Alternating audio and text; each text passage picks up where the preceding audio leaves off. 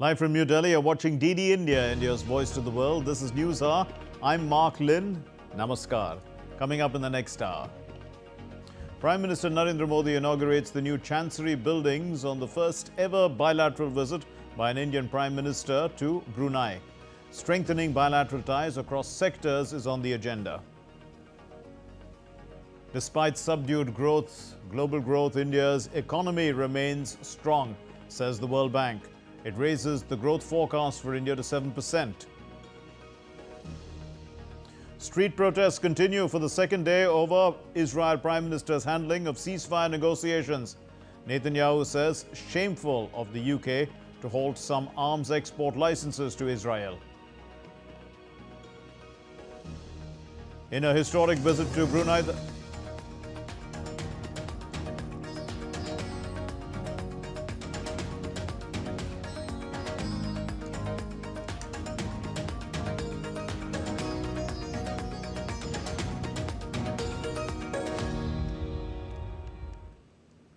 in a historic visit to Brunei Darussalam, India's Prime Minister India's Prime Minister Narendra Modi inaugurated the new Chancery building and met the Indian community. Prime Minister Modi also visited the Omar Ali Saifuddin Mosque. Let's take a look. Strengthening historical ties with the aim of deepening the strategic partnership in Southeast Asia. India's Prime Minister Narendra Modi arrived in Brunei Darussalam for his first ever bilateral visit. He was warmly welcomed in Bandar Seri Begawan by Crown Prince Haji Al Muhattadi Billah. Brunei plays a crucial role in India's Act East policy and Indo-Pacific vision. Upon his arrival in Bandar Seri Begawan, the Prime Minister was accorded a ceremonial welcome, highlighting the significance of this visit. In a significant moment, Prime Minister Modi inaugurated the new Indian Chancery building in Bandar Seri Begawan. Unveiling the plaque, he also interacted with the Indian community members who had gathered there to greet him. The Indian High Commission will now operate from this newly inaugurated Chancery, which beautifully blends Indian cultural elements and the colours of the Indian tricolour, showcasing a fusion of tradition and modernity. Very happy to receive our Prime Minister, and we have been long residents in Brunei, and very happy and proud to see him visit Brunei for the first time. It was great to meet Narendra Modi ji. We are waiting for him for so long. It's like a dream come true. I was very happy about Narendra Modi. Yeah. Strengthening people-to-people ties, Prime Minister Narendra Modi visited the Omar Ali Saifuddin Mosque, named after the present Sultan's father. At the mosque, PM Modi was warmly greeted by the Indian community. The visit underscores the friendly relationship between India and Brunei, marked by mutual respect and shared values on bilateral and multilateral platforms.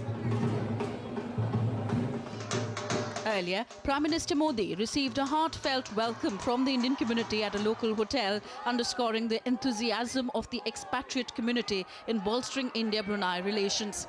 This vibrant reception highlights the strong connection between the people of both nations. We, the Indian diaspora, is really very pleased and very happy that you are making this one, and let us hope good things will come out of this visit. So excited to see our Prime Minister. He is the Iron Man of our nation. Surely he can bring change to our nation. Prime Minister Modi is a very different person. He has made his presence felt globally.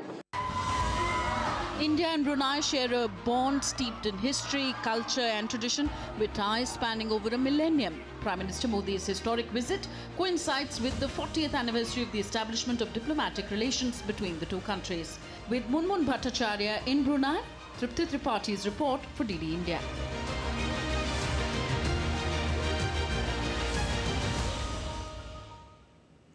And Munmun Bhattacharya now joins us live from Bandar Seri Begawan. Munmun, what's the substantive part of this visit, given it's the first visit by an Indian Prime Minister to Brunei Darussalam? Well, a lot of substance is there because, as you know, this is the first ever bilateral visit of an Indian Prime Minister, which means that there is a lot of ground that remains to be covered. It's not that the two leaders haven't met in the past, Sultan Haji and Prime Minister Narendra Modi. They have in 2014, in 2017, in 2018, and virtually in 2021. But there is still a lot of scope as far as development of diplomatic ties is concerned in a year that is marking 40th anniversary of diplomatic ties. So both sides are looking to expand cooperation in the existing areas and also enter into some newer areas of cooperation. But it remains to be seen what really will come out on day two, because that is the day of substance, of diplomacy. The leadership of both sides will be meeting at the Royal Palace. Sultan Haji Hassan al Bolkiah is one of the longest running monarchs in the world. His coronation had taken place in 1968. So he's been the Sultan of Brunei Darussalam for the past 56 years. His reign runs supreme here. So we expect some forward movement, at least in the bilateral relationship. And if you look at what possibly could be the deliverables, then in the defense sector, we're looking forward to whether there would be an announcement of an establishment of joint working group on defense. Now, defense sector has evolved in a sense in terms of cooperation between the both sides, because since 2006, we are seeing that there is cooperation happening between the navies and coast guards of both the countries, because there are reciprocal visits that shows mutual strategic trust between the two sides. Here, exchange of best practices take place, interoperability stands to gain, by such reciprocal visits. Besides that, there's participation of defense personnel in defense expositions, exhibitions, in defense courses, both online as well as physical. The other area of cooperation really is space, because in 2000, the Indian Space Research Organization had established a telemetry tracking and the command station here. With that, it monitors the progress of all eastward launches which are space related, like of satellites as well as of launch vehicles. And that is in a way something that shows how Brunei has been helping India in this regard. And India does return the favor in a sense by sharing space research as well as training space scientists. And there's a lot more also that can be expected in terms of energy cooperation, energy security, people-to-people contacts. So if I can come in there, Munmun, how does the new Chancery meet the infrastructural needs then of this kind of increased engagement that you're talking about with Brunei?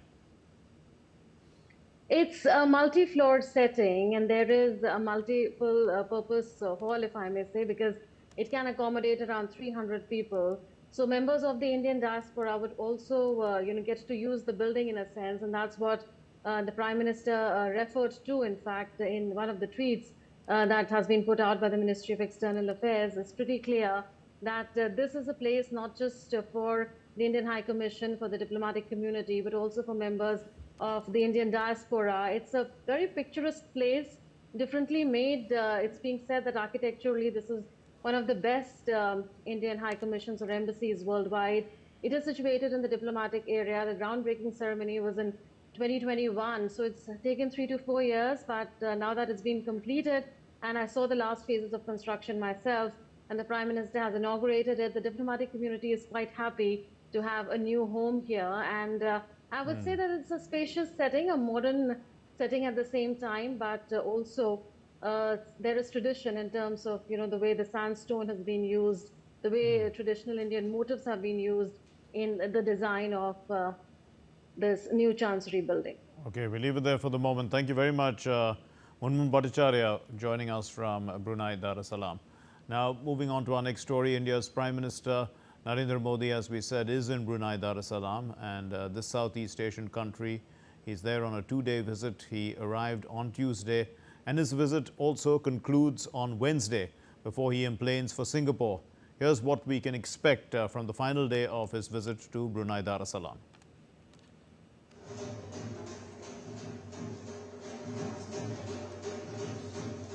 A day after inaugurating the new Chancery building of the Indian High Commission and visiting the iconic Sultan Omar Ali Saifuddin Mosque, named after the father of the current monarch of Brunei Darussalam, Sultan Haji Hassan al Bolkiah, Prime Minister Narendra Modi will hold talks with Sultan Haji on Wednesday.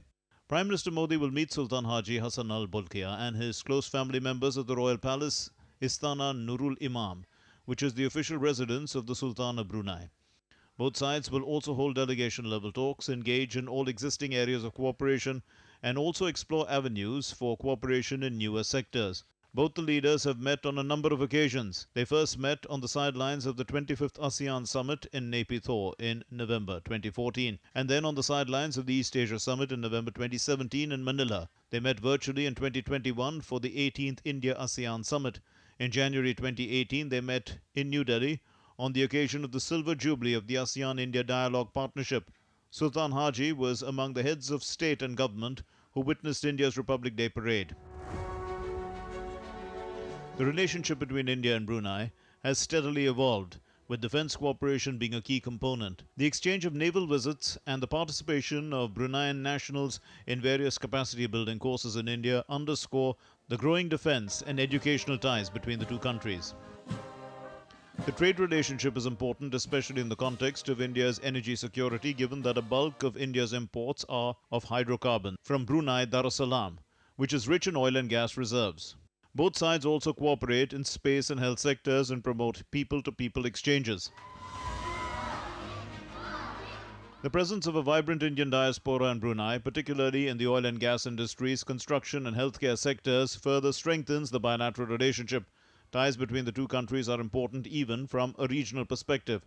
Brunei Darussalam was the country coordinator for India in ASEAN for 3 years, from July 2012 to June 2015, and played an important role in bringing India closer to ASEAN. All these aspects are expected to figure in the talks between the leadership of both countries on the final day. All in all, Prime Minister Modi's visit to Brunei has added dynamism to India-Brunei ties and is expected to reinforce India's strategic footprint in Southeast Asia, fostering greater cooperation in key areas and paving the way for a more integrated and prosperous Indo-Pacific region. With cameraman Kumar Datta, Munman Bhattacharya's report, Brunei Darussalam, DD India. Now, still to come here on DD India News Hour, Prime Minister Modi heads to Singapore on Wednesday. The Russian President Putin receives a grand welcome in Mongolia, defying the ICC arrest warrant.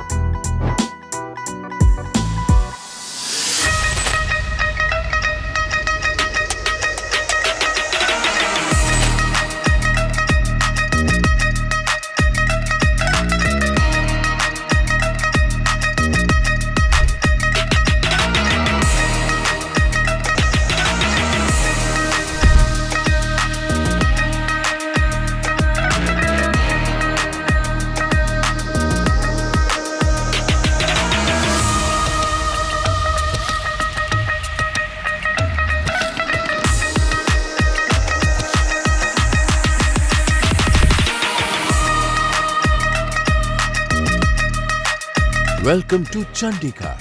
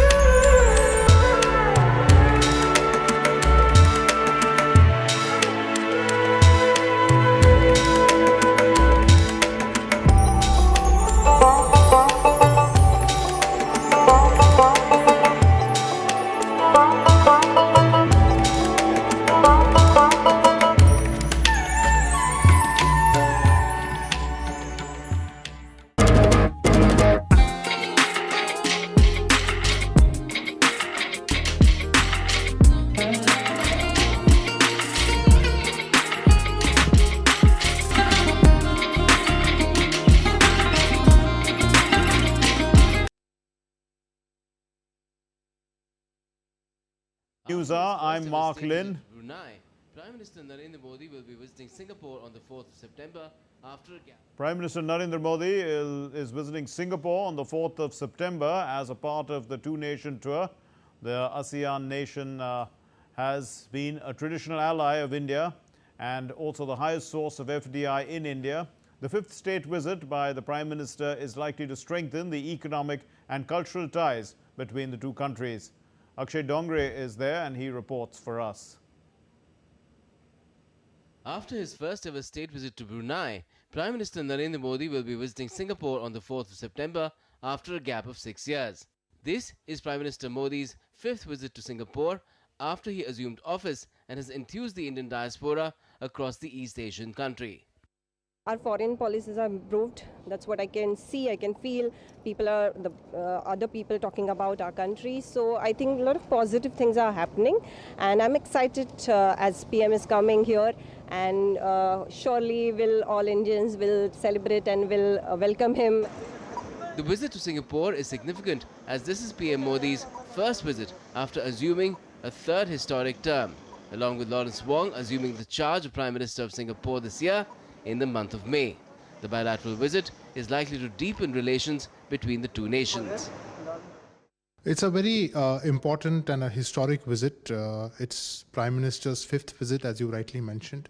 Now, a visit very early on in his third term is really, really historic because Prime Minister Lawrence Wong also has taken office in May, and a meeting between two prime ministers very early on in their respective tenures will set the course for our bilateral relationship in the next decade or so. India and Singapore have been traditional allies with shared heritage, history and cultural ties, along with deep economic relations. The impetus given by the Modi government has significantly improved the bond between the two nations. Besides cultural ties, the visit by Prime Minister Modi will focus on futuristic cooperation in areas including digitalization, sustainability, skills, health, connectivity and advanced manufacturing. These include semiconductors and aviation technology. Taken all together, these are likely to give a boost to economic cooperation between the two nations. Certainly, Singapore having a small percentage of Indian and Indian origin people, they make culturally much more share of the noise of Singapore because there's so much of activity that happens which draws a lot of people. And we talk about culture, it's not only classical arts, it is non-classical arts, even the Bollywood, even yoga, even Indian Ayurveda, and all forms of Indian culture. Food is a very big part of it. Indian community is one of the largest and perhaps most important communities of Singapore that has left a permanent mark on the culture of the country. As you can see everywhere, there will always be something that reminds you of India, of Indian heritage that you will find in the country. And while there has always been close cultural and historic ties between the two countries, now amid the changing geopolitical scenario, there is an increasing closer strategic relation between the two countries as well. And to nurture and to strengthen this relationship, Prime Minister Narendra Modi of India is visiting Singapore, where the two countries will aim at significantly enhancing the close ties that the two countries share at this moment. With camera person SP Dubey in Singapore, Akshay Dongre, DD India. Complex issues, hidden agendas, twists and turns, strategic games. We think all dots are linked. We just need to connect them. Join me every week as I connect the dots to unravel hidden designs in statecraft, mysteries, and decode issues that matter to you. Watch Connecting the Dots with me at these times on DD India.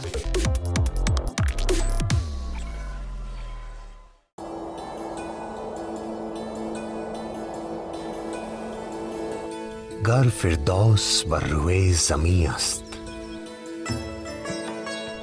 हमी अस्तो हमी अस्तो हमी अस्त Jammu and Kashmir, nature's finest works.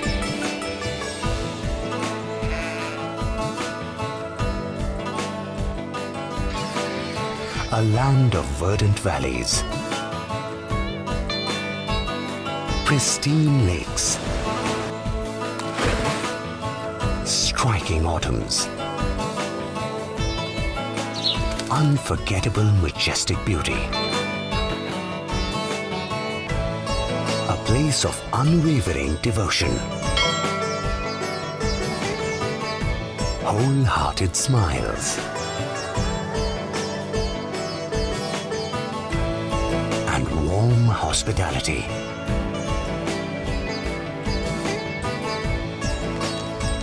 World famous for its exquisite artistry.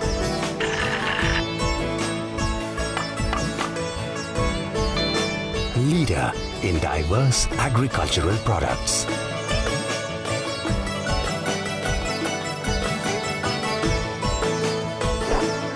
Heartland of winter sports. Jammu and Kashmir is vibrant, diverse, ambitious, future-focused,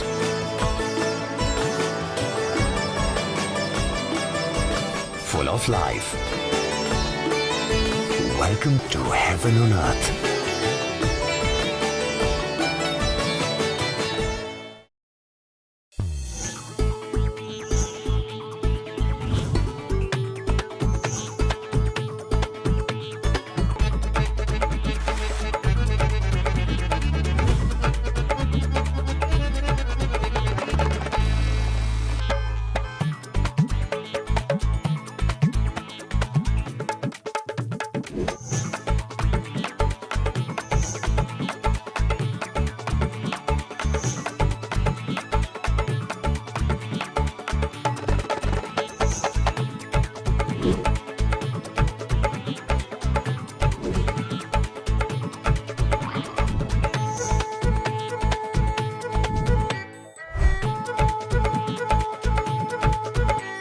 Welcome to Jaipur.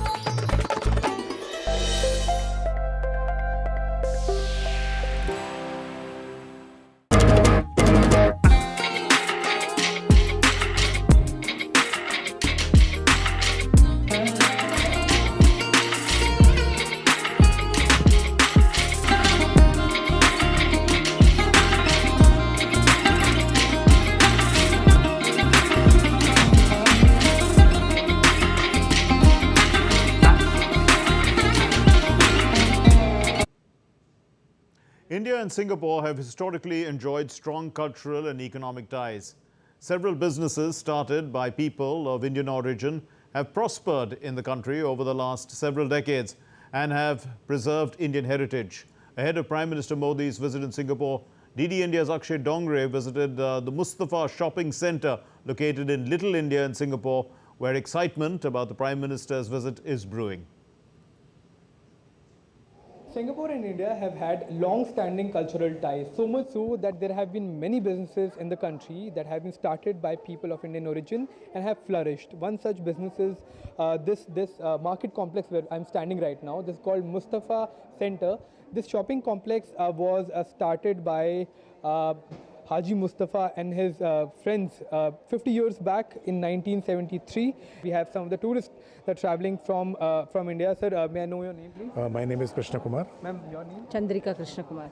Sir, are you traveling from India? We are traveling from India. So you have come here, sir. How are you finding Singapore? First of all, my question would be that, and second would be, what are the kind of cultural similarities that you see here? No, one is we feel as if we are in India. It's not very different. The culture is different, and you have the independence. People don't bother you here, and the food, you get Indian food here, whatever is South Indian, be it North Indian. So you feel at home here. We feel totally at home. Right. Yeah, we feel we are in Chennai. So Prime Minister is coming in 2 days, sir.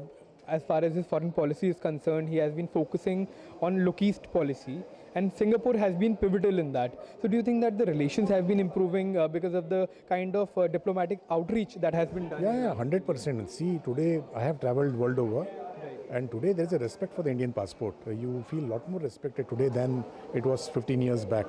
So Prime Minister Modi has definitely done his part in improving the respect of the Indian passport. Right. There is no two things about it. So we feel very proud as Indians. There is UPI acceptable here as well. Let me show you.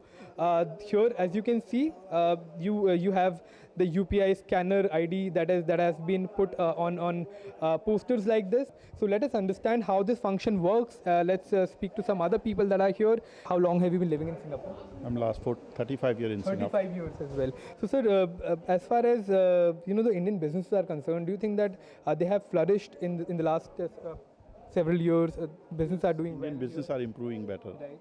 We also saw the UPI scanner there. How does it work? Yeah, that's good for tourists here. They find easy to pay the money whenever they doesn't have to change money. They don't have to keep US dollar with them. The same time they will use the UPI and pay that money. Right. Easy transaction do for them. The work that has been done by the Foreign Ministry of India, External Affairs Ministry of India, or the efforts that have been made personally by the Prime Minister as well, the relations have never been better, but are only expected to improve in the years to come, given the focus that India is showing as far as Singapore is concerned. With camera person SP Dubey, Akshay Dongre, DD India. And DD India correspondent Akshay Dongre also filed a report on the shared heritage and cultural ties between the two countries and the expectations of the Indian diaspora in Singapore. This is a hustling, bustling district of Singapore, where you will always find people of Indian descent, people of Indian origin, proud Indian people who share the tradition and heritage, and who are in fact cultural ambassadors of India that are spread out across the world. In fact, let's speak to some of the gentlemen who are sitting here. Prime Minister is coming here in 2 days. As far as the foreign policy of Prime Minister Modi is concerned, he has given significant significance to Singapore as far as India's diplomacy is concerned. So are you seeing any result of that diplomacy? Are you seeing any changes as far as the perception of India outside is concerned?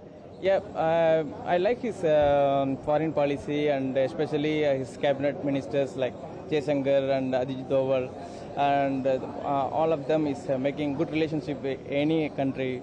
So I see a good improvement after the government is formed. Visit is also coinciding with the visit of the Indian Prime Minister to Singapore too.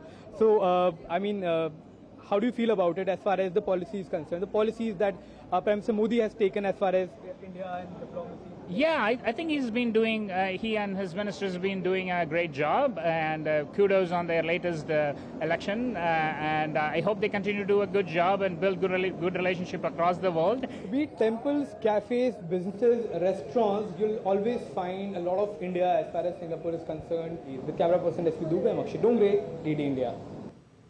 Well, amid a nationwide strike over Prime Minister Netanyahu's handling of ceasefire negotiations, he says that the British government made a shameful decision to suspend some arms export licenses to Israel.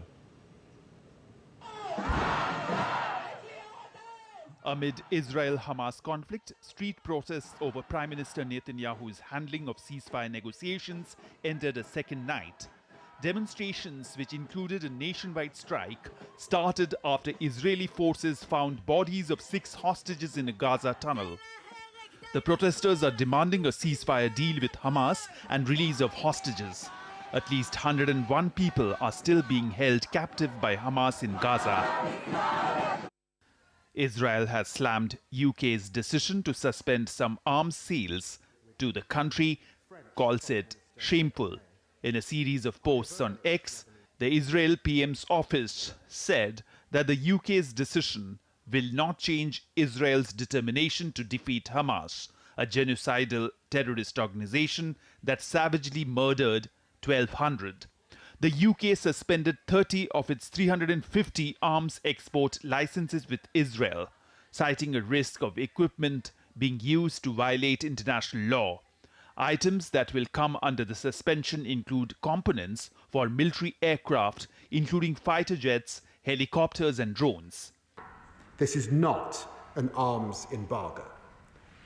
It targets around 30, approximately 350 licenses to Israel in total for items which could be used in the current conflict in Gaza.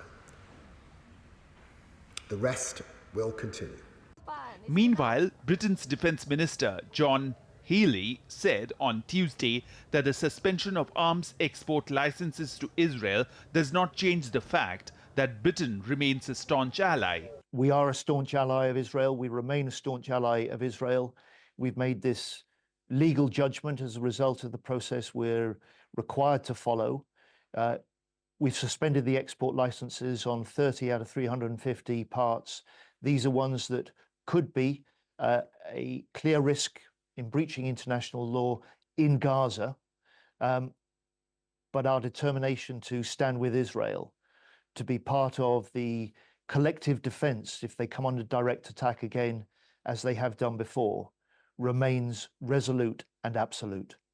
British exports amount to less than 1% of the total arms Israel receives, and the minister said the suspension would not have a material impact on Israel's security, and Britain continues to support its right to self-defense. While Israel has condemned UK's move, saying that it will send problematic message to Hamas and its Iranian backers. Bureau Report, DD India. Well, the Democratic candidate in the United States for the presidential election, Kamala Harris, made her pitch to working-class voters in Pennsylvania on Monday.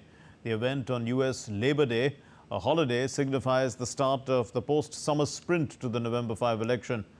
Donald Trump, her rival, stayed off the campaign trail for Monday, and Harris held events in Detroit and Pittsburgh, where she used her remarks to underscore support for steel workers. This next report gives us a peek into the campaign that's unfolding ahead of the November 5 elections. As the US presidential election campaign progresses, recent campaign activities indicate an increasingly competitive race. Democratic candidate Kamala Harris has been actively campaigning, particularly focusing on working-class voters in Pennsylvania. This marks her first joint appearance with President Joe Biden since she took over as the Democratic candidate. The event held in Pittsburgh on Labor Day aimed to boost Democratic support by engaging with union members and emphasizing support for steel workers. But as we fight to move forward, Donald Trump is trying to pull us backward, including back to a time before workers had the freedom to organize. He's going to jail! Well, the courts will handle that, and we will handle November. How about that? During a recent campaign event in Pittsburgh, President Biden criticized Republican presidential candidate Donald Trump over issues related to jobs and pensions. It's all at risk because of Donald Trump, literally. With a stroke of the pen, he can get rid of a lot of this. And do you think this guy gives a damn about your pensions? No, I'm serious. Do you think he loses even an instant of sleep over it? Do you think he cares about all the work you do every day and how hard it is? Former US President Donald Trump was not present on the campaign trail on Labor Day, while his opponent Harris conducted events in key locations such as Detroit and Pittsburgh. Trump's campaign has announced several events for later in the week. A Trump campaign aide said Harris's decision to rally voters with Biden gave the Trump team another opportunity to tie the Democrats together politically. According to the latest Reuters Ipsos survey, Kamala Harris has gained a significant advantage over Donald Trump on economic issues among Hispanic voters, leading him by 13 percentage points. Hispanics strongly favor Harris's stance on healthcare and climate change. She leads Trump by 18 points on healthcare and 23 points on climate change. The latest Reuters Ipsos poll held from August 21st to 28th shows that Hispanic registered voters are focusing on similar top issues as the broader electorate. Heading into the November 5th election, their main concerns are the economy, immigration, healthcare, and climate change. These priorities highlight key areas of focus for both candidates as they campaign. All eyes are now on this month's presidential debate on the 10th of September, where both candidates will present their perspectives on key issues before the American voters. Bureau Report, DD India. Russia's President Vladimir Putin held talks with his Mongolian counterpart, Ukhagen Kurlesuk, in Ulaanbaatar on Tuesday. Earlier, President Putin received a grand welcome at the ceremony featuring a guard of honor on his arrival in the East Asian country. The two leaders discussed prospects for further improving and developing Russia-Mongolia Comprehensive Strategic Partnership and also exchanged views on international and regional issues. Furthermore, Putin highlighted relations with Mongolia as among Russia's priorities in Asia.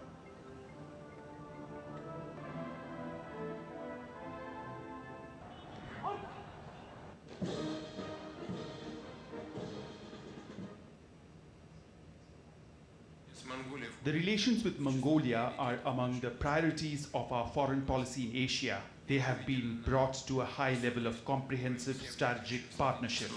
The Russian President Vladimir Putin also said that Russia and Mongolia have great potential of gas and energy cooperation. And still to come here on DD India News Hour, we'll discuss Prime Minister Modi's ongoing visit to Brunei. India's economy gets another thumbs up from the World Bank.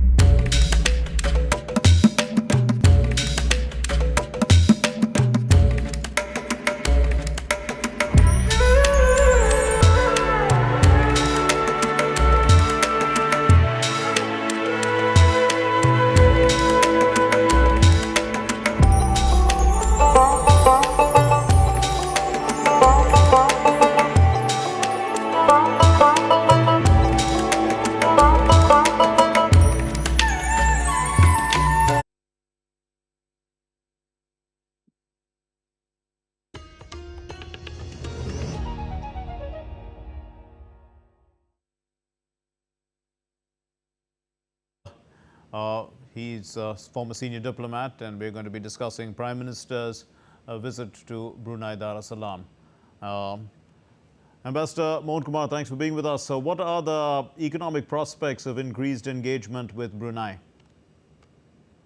So thank you very much for having me. I think Brunei, you'll have to put it in context first. I think it's a country to which no prime minister has ever visited before. And it might be a small country, but I think it is strategically located near the equator. Our essential interest has been that in 2000 or thereabouts, we did establish a tracking station in Brunei to track our satellites, which are launched from the eastern coast of India. And we tried to put in place a detailed cooperation on space. And that has taken off. And I think we now are trying to see if we can establish a working group on defense. And while Brunei is a small country, it's a very well-to-do country. They have a lot of resources. And I think we are looking at some advanced technology with regard to defense. Obviously, they don't make the usual tanks or the rifles and the guns. But I think it is drones and things like that where I think we can benefit from mutually beneficial cooperation. So that really is the thing about Brunei. Right. It is an important part of ASEAN, and it's quite odd that there has been no visit from a sitting prime minister for the last 40 years. This is the 40th year of the establishment of diplomatic relations. So I think the prime minister is doing well to make a visit there before he goes off to Singapore. So you did mention space and defense ties, but why are these so important, and why, I mean, Brunei, you did mention ASEAN as well. I mean, they are a collective after all, aren't they, ASEAN? Yes, no, it's important because satellites, as you know, gather information. And I'll be quite blunt with you. Brunei is an important part of ASEAN. But we are also trying to situate our relationship with Brunei in the context of Act East and further in the context of Indo-Pacific. And it would be interesting for us to know what other countries in the region are up to, China and some others. So this is an important aspect of the defense relationship. That is not the guns themselves, but intelligence gathering, information gathering. And I think if we can have a first mover's advantage with Brunei, that makes it so much easier to know what is happening in the region. There are 15,000 Indians. I would never have imagined that Indians have reached at Brunei, but obviously you have Indians everywhere in the world now. So there are as many as 15,000 Indians. As I said, this is a very small but a very, very prosperous country. And I think it's a good thing for the Prime Minister to explore what we can do. They have the capital, they have the money, they have the geostrategic clout. If we can also merge that with appropriate technology from India, our engineers, and I know we're already training some people in space cooperation, I think that will enable the relationship to really go forward in the context of ASEAN and Act East. Ambassador Mohan Kumar, Brunei hosts Singaporean and even British naval bases, even though ASEAN is a non-military alliance. So, I mean, is there, you know, a military component now that's increasingly emerging among ASEAN that perhaps we need to take more seriously in terms of defense cooperation? Yes, absolutely. And I think the Secretary East, Mr. Jaideep Majumdar, in his talk to the press before the Prime Minister's visit, announced the establishment of an Indo-Brunei joint working group on defense.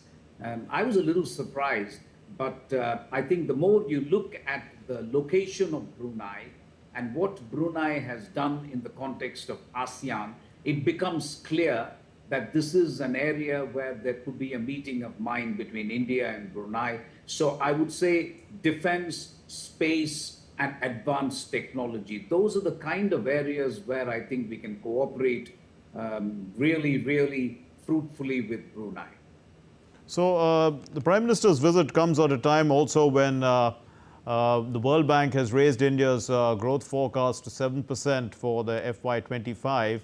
What do you see? I mean, also ASEAN itself is one of the fast-growing regions of the world in terms of GDP. Do you see, you did mention that Brunei is also a rich country. What are the core economic elements that can be, that can emerge out of this meeting that Prime Minister is going to have tomorrow? No, I think this is excellent news that India is growing. We have some issues with the jobs that are being created in India, or the lack of jobs. I think that's a different matter. But I think with regard to ASEAN, what I want to emphasize is that we already have an FTA with ASEAN, which I think, if you put it in context, should benefit both Brunei and India. We have an FTA with ASEAN, which is of long-standing date. We are trying to review the FTA. And in the context of ASEAN, Brunei does have some clout. So we will also be appealing to Brunei that, listen, help us review this FTA and make it contemporaneous. So that really is the challenge. We have an old FTA, but I think the FTA needs to be reviewed to bring trade and investment in line. More importantly, I would say that possibilities of Brunei investment in India should not be discounted. As I said, this is an extremely wealthy country, and they will be looking to invest in areas which can give them return, both political return and monetary return. And I believe that India can offer a useful destination for Brunei investments. We leave it there. Thank you very much, Ambassador Mohan Kumar. Thank you for joining us here on the News Hour. Moving on to our next story, Prime Minister Narendra Modi's ongoing visit to Brunei and his next stop at Singapore. They are important in India's engagement with the ASEAN, one of the fastest growing regions in terms of GDP along with India. The visit coincides with the World Bank raising India's growth forecast to 7% for FY25 after a recovery in agriculture and rural demand. Let's look at this report. The World Bank has raised its growth forecast for India, increasing it from 6.6% to 7% for the fiscal year 2025. India now stands as the fastest growing major economy, boasting an impressive growth rate of 8.2% for the fiscal year 2023-24. This robust performance is driven by significant public infrastructure projects and increased household investments in real estate. The manufacturing sector experienced a notable 9.9% growth, while the services sector remained strong, helping to mitigate some challenges in agriculture. हम चाहते हैं भारत में ज्यादा से ज्यादा कंपनियां global brand बने। हम चाहते हैं भारत दुनिया के हर सेक्टर में लीडर बने। हमारा वादा है हम फैसिलिटेट करेंगे। आप वादा करिए, आप इनोवेट करेंगे। हमारा वादा है हम रिफॉर्म करेंगे। आप वादा करिए, आप परफॉर्म करेंगे। हमारा वादा है हम स्टेबल पॉलिसी रिजिम देंगे। आप वादा करिए, आप पॉजिटिव डिसरप्शन करेंगे। हमारा वादा है हम हाई ग्रोथ पर ध्यान देंगे। आप वादा करिए, आप हाई क्वालिटी पर ध्यान देंगे।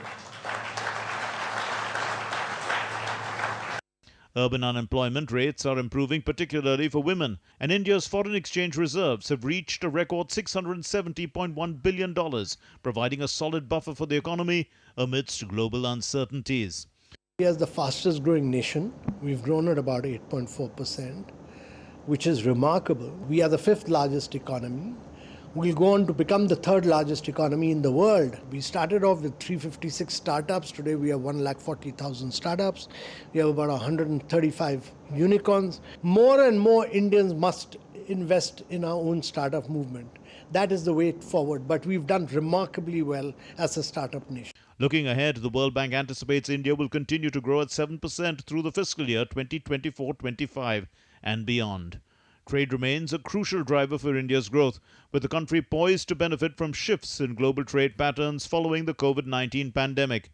Prime Minister Modi's ongoing visits to Brunei and Singapore strengthen India's Act East policy and Indo-Pacific vision, and the larger ASEAN region, a region with strong economic prospects.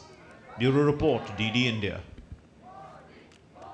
The Comptroller and Auditor General of India signed a Memorandum of Understanding with the UAE Accountability Authority during a bilateral meeting with the President of the UAE Accountability Authority last evening in Abu Dhabi in the UAE.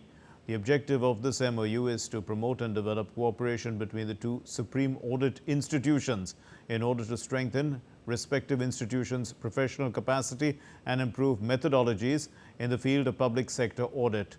Other areas of cooperation committed through this MOU include exchange of knowledge and experiences in the area of public auditing and conducting capacity development programs at Supreme Audit Institution India or Supreme Audit Institution UAE on a need basis. Logistics and infrastructure growth need to go hand in hand. This is to bring costs down as well as to become more competitive. India's topographic challenges, they make tunnels viable with less land available to growth. The second edition of Tunneling India, it saw a knowledge report on advancing tunneling in India, the challenges and priorities and potential solutions. Let's look at this report. Modern infrastructure cannot function without tunnels, which offer vital routes that improve connection and make it easier to move efficiently over difficult terrain like mountains and border regions. The constraints of space has pushed us to look at tunneling as the option for growth. This could also help in bringing down logistical cost, which helps us to be competitive. कि हमारे देश में अगर हमको export को बढ़ाना है तो लॉजिस्टिक कॉस्ट को कम करना होगा। हमारी जो लॉजिस्टिक कॉस्ट है वो 14 से 16% तक जाती है, चाइना में 8 से 10% है और अमेरिका और यूरोपियन कंट्रीज में 12% है। अगर हमने हमारे इंफ्रास्ट्रक्चर में अच्छे रोड बनाए और फ्यूल में भी अगर हमने अल्टरनेटिव फ्यूल और बायो फ्यूल पर जाएंगे तो मुझे लगता है कि हम सिंगल डिजिट पे आ जाएंगे। The sector is well positioned to improve connectivity, reduce travel times and spur economic growth throughout the country. There is an urgent need to provide dependable connection and opening up new trade routes, especially during difficult times, and they are essential in promoting economic progress.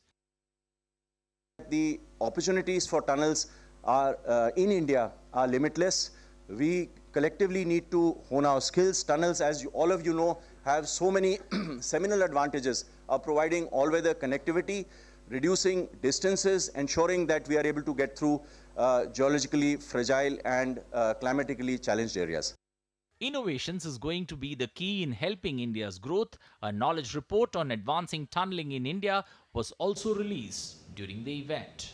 Anil Thomas, DD India, New Delhi. Be it defense or agriculture, India is using drone power in multiple fields and new use cases as well. They are being added each passing day. Now drones have also entered the quick commerce domain and are provided and they are proving in fact to be faster as well as more efficient, cost-effective and sustainable than surface transport solutions. Gautam Roy reports from India's Millennium City, Gurugram. Quick commerce just got quicker.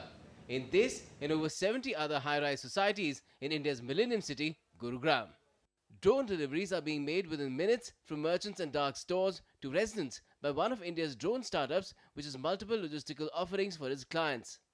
Its founder says that they have big plans for expansion nationwide, as drones are the future of logistics and transport. They are not only faster, but also more efficient, cost-effective and sustainable. Going the vertical way, utilizing drones saves a lot of distance, saves a lot of cost, and it does also ensures that the speed is there into the whole picture, which on a primary level it solves and ensures that we are able to deliver. Let's take an example that if a shipment is getting delivered in about an hour, we are able to deliver that shipment in 6 to 8 minutes. For the time being, the carrying capacity or payload capacity of logistics drones like these is only 5 to 6 kgs, and they can only be flown till about sundown due to regulatory restrictions. But the possibilities are limitless.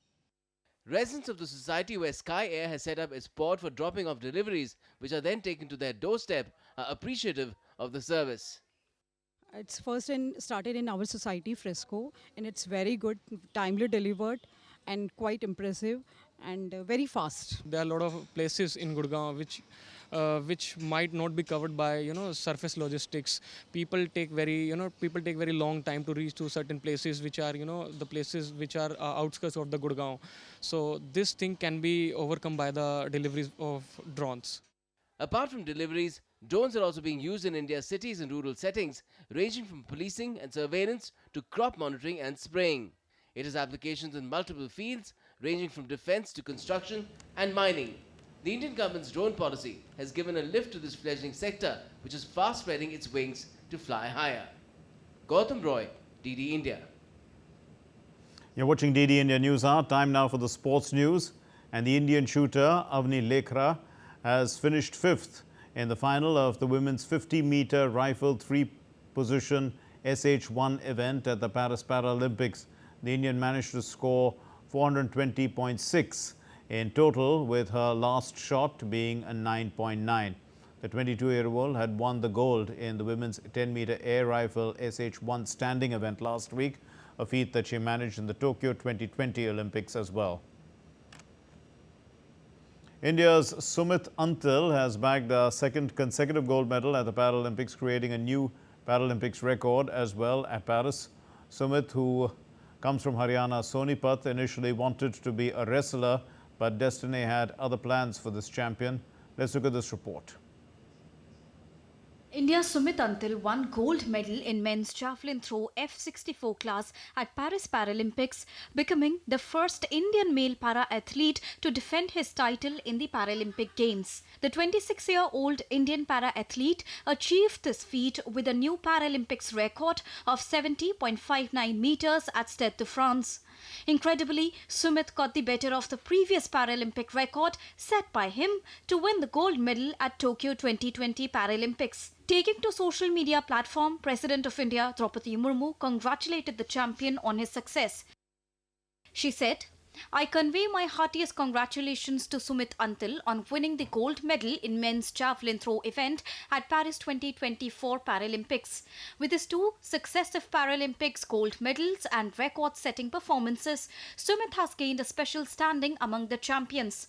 His outstanding achievements will inspire countless people, especially the youth." Prime Minister Narendra Modi congratulated Sumit, praising him for his consistent performance. He said, "Exceptional performance by Sumit. Congratulations to him for winning the gold in men's javelin F64 event. He has shown outstanding consistency and excellence. Best wishes for his upcoming endeavours. #Cheer for Bharat.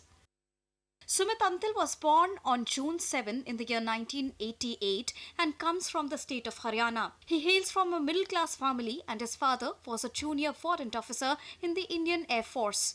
Sumit Antil wanted to be a wrestler and idolized Yogeshwar Dutt, who won a bronze medal at London Olympics. However, an accident changed his life that took place in the year 2015. Even after the accident, he did not give up sports and continued on his path with grit and determination.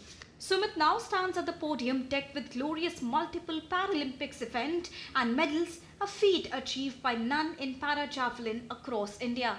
Sports Desk, DD India. The International Cricket Council on Tuesday announced the dates for next year's ICC World Test Championship final that's happening at Lord's. The one-off test will be played at the iconic London venue from the 11th to the 15th of June 2025, with the 16th of June available as a reserve day if required. It will be the first time that Lord's will be used for the World Test Championship final, with Oval, the venue for the first two editions of the event in 2021 and 2023. The first edition was won by New Zealand, while Australia won the second and India were the runner-up on both editions. Before we end this news hour, we'll leave you with a beautiful video of Prime Minister Narendra Modi with the Indian community.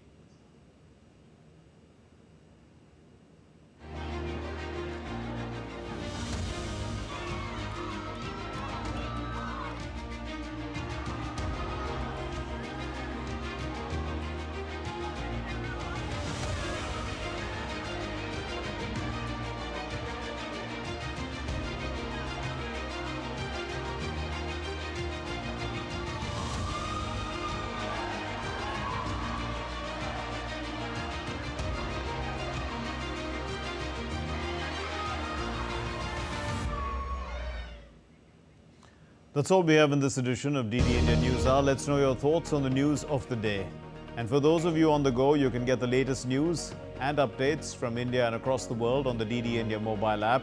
That app is available on both Android and iOS platforms. Scan the QR code and download it now. We'll be back with more news as it breaks here on DD India. I'm Mark Lin. From all of us here in Delhi, thanks for watching DD India News Hour. Namaskar.